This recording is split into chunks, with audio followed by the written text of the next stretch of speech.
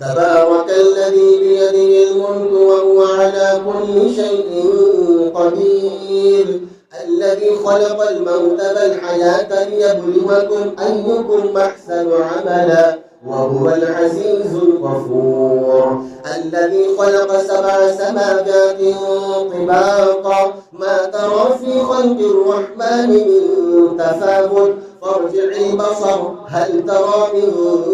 فطور ثم ارجع البصر كرتين ينقلب إليك البصر خاسئا وهو حسير ولقد زينا السماء الدنيا بمصابيح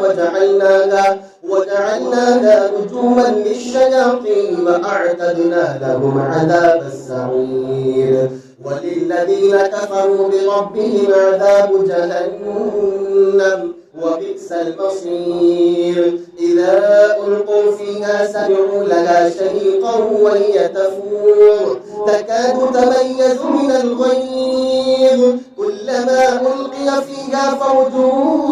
سألهم خزنتها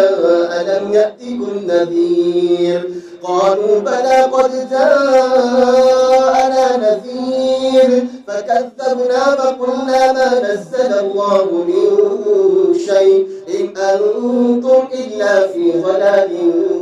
كبير وقالوا لو كنا نسمع أو نعقل ما كنا في أصحاب السعير فاعترفوا بذنبهم فسحقا لأصحاب السعير إن الذين يخشون ربهم